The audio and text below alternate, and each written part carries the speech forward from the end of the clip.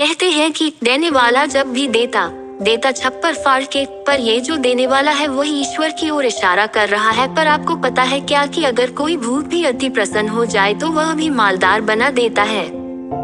जी हाँ, हम आज बात कर रहे हैं एक ऐसे भूत की जिसने एक घूम घूम कर मूंगफली और बुरधनिया, गुड़ और मुरमुरे चावल के भुजे से बना बहुत छोटा छोटा लड्डू के आकार की खाने की वस्तु बेचने वाले पर इतना प्रसन्न हुआ कि उसे मालदार बना दिया।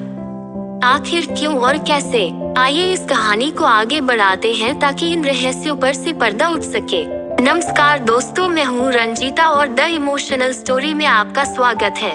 हाँ, एक बात और, इस कहानी को आगे बढ़ाने के पहले मैं आप लोगों को बता दूं कि इस कहानी में कितनी सत्यता है यह मैं नहीं कह सकता, क्योंकि यह कहानी भी मैं अपने गांव जवार में सुनी है और गवई जनता की माने तो इस घटना को घटे लगभग 70-80 साल हो गए होंगे। पहले गांवों में कुछ बनिया फेरी करने आते थे, आज भी आते हैं पर कम मात्रा में। कोई छोटी मोटी खाने की चीजें बेचता था तो कोई श्रृंगार के सामान या धनिया मसाला आदि। ये लोग एक दूरी एक पात्र में इन सामानों को रखकर गांव गांव घूमकर बेचते थे।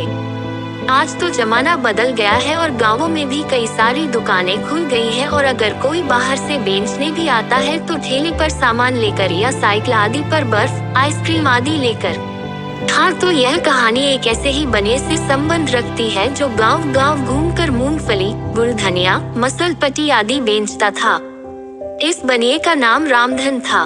रामधन सूनी पगडंडियों, बड़े बड़े बगीचों आदि से होकर एक गांव से दूसरे गांव जाता था।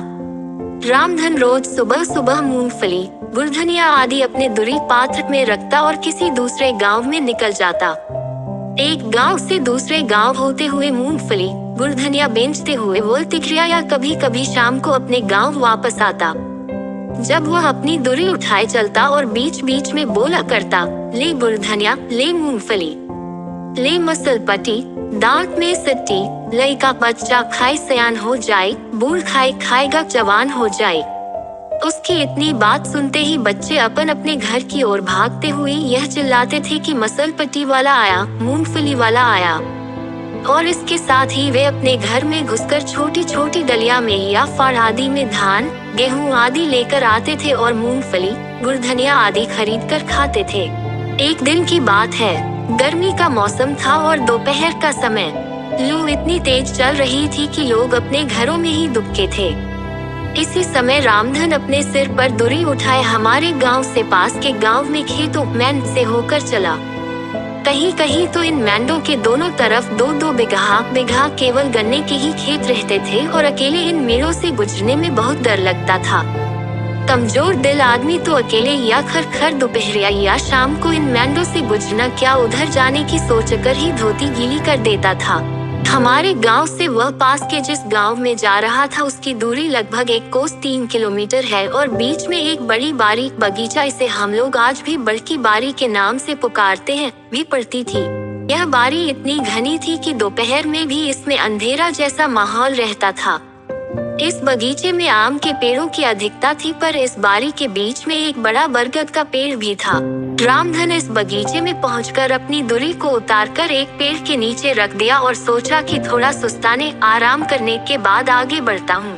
वह वहीं एक पेड़ की थोड़ी ऊपर उठी जड़ को अपना तकिया बनाया और अपने गमछे को बिछाकर आराम करने लगा। उसको पता ही नहीं चला कि कब उसकी आंख लग गई, नींद आ गई। अचानक उसे लगा कि बगीचे में कहीं बहुत तेज आंधी उठी है और डालियों आदि के टकराने से बहुत शोर हो रहा है। वह उठकर बैठ गया और डालियों की टकराहट वाली दिशा में देखा।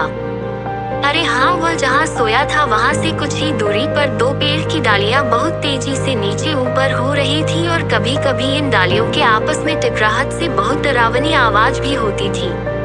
अगर कमजोर दिल आदमी अकेले में यह देख ले तो उसका दिल मुंह में आ जाए, पर रामधन को तो यह आदत थी। वह मन ही मन सोचा कि शायद भूत आपस में झगड़ा कर रहे हैं या कोई खेल खेल रहे हैं। वह डरने वालों में से नहीं था। वह वहीं लेटे लेटे इन भूतों की लड़ाई का आनंद लेने लगा, पर उसे कोई भूत दिखाई नहीं दे रहा था। बस हवा ही उन पेड़ों के पास बहुत ही डरावनी और तीव्र बह रही थी। रामधन के लिए भूतों की लड़ाई या खेल आम बात थी। उसे बराबर सुनसान रास्तों, झाड़ियों, घने घने बगीचों आदि से होकर अकेले जाना पड़ता था। अगर वह डरने लगे लगे तो उसका धंधा ही चौपट हो जाए। उसका पाला बहुत बार भूत प्रेत चुड़ैलों आदि से पड़ा था, पर किसी ने उसका कुछ नहीं बिगाड़ा था। वो अपने आप को बहुत बहादुर समझता था और इन भूत प्रेतों को आम इंसान से ज्यादा तवज्जो नहीं देता था। रामधन ने लेटे लेटे ही अचानक देखा कि एक बड़ा ही भयंकर और विशालकाय प्रेत इस पेड़ से उस पेड़ पर क्रोधित होकर कूद रहा है और इसी कारण से उन दोनों पेड़ की डालियां बहुत वेग से चरमर की आवाज करते हुए नीचे ऊपर हो रही है। रामधन को और कुतूहल हुआ और अब वो और सतर्क होकर उस भूत को देखने लगा। अरे रामधन को लगा कि अभी तो यह प्रेत अकेले था, अब यह दूसरा कहाँ से आ गया। अच्छा तो यह बात है। अब रामधन को सब समझ में आ गया। दरअसल बात यह थी कि यहाँ भूतों का खेल नहीं, भयंकर झगड़ा चल रहा था। वो बड़ा भूत उस दूसरे भूत को पकड़ने की कोशिश कर रहा था, पर कामयाब नहीं हो रहा था और इसी गुस्से में डालियों को भी तोड़ मरोड़ रहा था। अरे अब तो रामधन को और मजा आने लगा था, क्योंकि भूतों की संख्या बढ़ती जा रही थी। अभी तक जो ये भूत अदृश्य थे, अब एक एक करके दृश्य होते जा रहे थे। और रामधन के लिए सबसे बड़ी बात यह थी कि आज तक उसका पाला जितने भूत प्रेत चुड़ैलों आदि से पड़ा था उनमें काफी समानता थी, पर आज जो भूत प्रेत एक एक कर प्रकट हो रहे थे उनमें काफी असमानता थी। वे एक से बढ़कर एक विकराल थे। किसी किसी की सूरत तो बहुत ही डरावनी थी। रामधन को एक ऐसी भूतनी भी दिखी जिसके 2 सिर और 3 पैर थे। उसके नाक नहीं थे और उसकी आंख भी एक ही थी और वह भी मुंह के नीचे। रामधन अब उठकर बैठ चुका था और अब भूतों के लड़ने की प्रक्रिया भी बहुत तेज हो चुकी थी। भूत एक दूसरे के जान के प्यासे हो गए थे। इन भूतों की लड़ाई में कई डालियां भी टूट चुकी थी और उस बगीचे में बवंडर उठ गया था। अंत में रामधन ने देखा कि एक विकराल बड़े भूत ने एक कमजोर भूत को पकड़ लिया है और बेतहासा उसे मारे जा रहा है। अब धीरे धीरे करके भूत अदृश्य भी होते जा रहे थे। अब वहाँ वही केवल 3 टांग वाली भूतनी ही बची थी और वह भयंकर विकराल भूत। अब रामधन भी उठा, क्योंकि इन भूतों की लड़ाई में लगभग उसके 1 घंटे निकल चुके थे। रामधन ने जो ही अपनी दूरी उठाना चाहा, वह उठ ही नहीं रही थी। रामधन को लगा कि अचानक यह दूरी इतनी भारी क्यों हो गई। उसने दोबारा कोशिश की और फिर तिबारा, पर दूरी उठी नहीं। वह पसीने से पूरा नहा गया और किसी अनिष्ट की आशंका से कांप गया। उसने मन ही मन हनुमान जी नाम लिया, पर आज उसे क्या हो गया वह समझ नहीं पा रहा था। आज तक तो वह कभी डरा नहीं था, पर आज उसे डर सताने लगा। उसके पूरे शरीर में एक कंपकम उठ रही थी और उसके सारे रोए तीर जैसे एकदम खड़े हो गए थे। अचानक उसे उस बगीचे में किसी के चलने की आवाज सुनाई दी। ऐसा लग रहा था कि कोई मदमस्त हाथी की चाल से उसके तरफ बढ़ रहा है। रामधन को कुछ दिख तो नहीं रहा था, पर ऐसा लग रहा था कि कोई उसकी ओर बढ़ रहा है। उसके पैरों के नीचे आकर सूखी पत्तियां चरमर कर रही थी। अब रामधन ने थोड़ा हिम्मत से काम लिया और भागना उचित नहीं समझा। उसने मन ही मन सोचा कि आज जो कुछ भी हो जाए, पर वह यहाँ से भागेगा नहीं। अचानक उस दैत्याकार अदृश्य प्राणी के चलने की आवाज थम गई। अब रामधन थोड़ा और हिम्मत करके चिल्लाया, कौन है? कौन है? जो कोई भी है, सामने क्यों नहीं आता है? अब सब कुछ स्पष्ट था, क्योंकि एक विकराल भूत, शायद यह वही था जो दूसरे भूत को मार रहा था, रामधन के पास दृश्य हुआ, पर एकदम शांत भाव से। अब वह गुस्से में नहीं लग रहा था। रामधन ने धूप घोंट कर कहा, कौन हो तुम और क्या चाहते हो? क्यों मुझे परेशान कर रहे हो? मैं डरता नहीं हूँ, विकराल भूत बोला। डरो मत, मैं तुम्हें डराने भी नहीं आया हूँ। मैं यहाँ का राजा हूँ, राजा, और मेरे रहते किसी के डरने की आवश्यकता नहीं। अगर कोई डराने की कोशिश करेगा तो वही हश्र करूँगा जो उस कलमुनिया भूत का किया। अब रामधन का डर थोड़ा कम हुआ और उसने उस भूत से पूछ बैठा, क्या किया था उस कलमुनिया भूत ने? वो विकराल भूत हंसा और कहा, वह कलमुनिया काफी दिनों से इस लंगुनिया तीनटंगरी को सता रहा था। मैंने उसे कई बार चेतावनी दी, पर समझा ही नहीं, और हद तो आज तब हो गई जब उसने कुछ भूत प्रेतों को एकत्र करके मुझ पर हमला कर दिया। सबको मारा मैंने और दौड़ा दौड़ कर मारा। रामधन ने अपनी जान बचाने के लिए उस भूत की चमचागिरी में उसकी बहुत प्रशंसा की और बोला, तो क्या अब मैं जाऊं? हाँ जाओ, ऊपर जाते जाते कुछ तो खिला दो, बहुत भूख लगी है और थक भी गया हूँ, उस विकराल भूत ने कहा। रामधन ने उस भूत से अपना पीछा छुड़ाने के लिए थोड़ा गुड़ धनिया निकाल कर उसे दे दिया। गुड़ धनिया खाते ही वह भूत रामधन से विनीत भाव में बोला कि थोड़ा और दो ना, बहुत ही अच्छा है, मैं भी बचपन में बहुत गुड़ धनिया खाता था। रामधन ने कहा कि नहीं नहीं, अब नहीं मिलेगा, सब तुम ही खा जाओगे तो मैं बेचूंगा क्या? भूत ने कहा कि बोलो कितना हुआ, नहीं खरीद लेता हूँ। रामधन को अब थोड़ी लालच आ गई, क्योंकि उसने सुन रखा था कि इन भूत प्रेतों के पास अपार संपत्ति होती है, अगर किसी पर प्रसन्न हो गए तो मालामाल कर देते हैं। अब रामधन ने दुरी में से थोड़ा और गुड़ धनिया निकालकर उस भूत की ओर बढ़ाते हुए बोला कि अब पैसा दो तो यह दुरी का पूरा सामान तुझे दे दूंगा।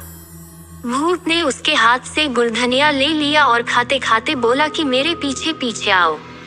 अब तो रामधन एकदम निडर होकर अपनी दुरी को उठाया और उस भूत के पीछे पीछे चल दिया। वह भूत रामधन को लेकर उस बगीचे में एकदम उत्तर की ओर पहुंचा। यह उस बगीचे का एकदम उत्तरी छोर था। इस उत्तरी छोर पर एक जगह एक थोड़ा उठा हुआ टिला था और वहीं पास में मूंज आदि और एक छोटा नीम का पेड़ था।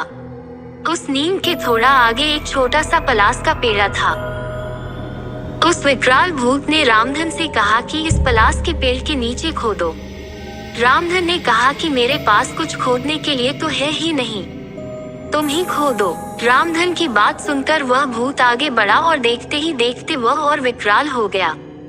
उसके नख खुरपों की तरह बड़े हो गए थे और इन्हीं नखों से वह उस पलास के पेड़ के नीचे लगा खोदने का काम जो ही खत्म हुआ त्यों ही रामधन ने उस गड्ढे में झांक कर देखा। उसे उस गड्ढे में एक बटुला दिखाई दिया। अब तो वह बिना कुछ सोचे समझे उस गड्ढे में प्रवेश करके उस बटुले को बाहर निकाला। बटुला बहुत भारी था। उसने बटुले के मुख पर से ज्यों की ढक्कन हटाया, उसकी आंखें खुली की खुली रह गईं, क्योंकि बटुले में पुराने चांदी के सिक्के थे। वह बहुत प्रसन्न हुआ और अपने दुरी में का सारा सामान वहीं गिरा दिया और भूत को बोला कि सब खा जाओ।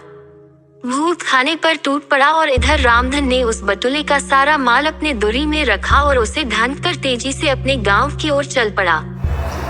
गांव में पहुंचने के एक ही हफ्ते बाद ऐसा लगा कि रामधन की लॉटरी लग गई हो। उसने अपने मणि के स्थान पर लिंटर बनवाना शुरू किया और धीरे धीरे करके मूंगफली और गुड़ धनिया बेचने का धंधा बंद कर दिया। सही कहा गया है कि देने वाले भूत जी जब भी देते छप्पर भर कर। इस कहानी में कितनी सच्चाई है यह मुझे नहीं पता, पर आज भी गांवों में सुनने को आता है कि फला व्यक्ति को 4 बटुली पुराने सिक्के मिले तो फला तो 2 बटुली। कुछ लोग ऐसा मानते हैं कि पहले कुछ लोग जब खाना बदोश जीवन जीते थे तो वह कहीं कहीं महीनों सालों तक डेरा डालते थे और अपने रुपए पैसे को वहीं छिपा देते थे और बाद में भूल जाते थे या कहीं और चले जाते थे। ये वही पैसे हैं, तो कुछ का कहना है कि ये भूत प्रेतों के पैसे हैं और वे लोग वहीं रहकर इनकी रक्षा करते हैं। खैर जो भी हो, पर आप बताइए कि यह कहानी कैसी लगी।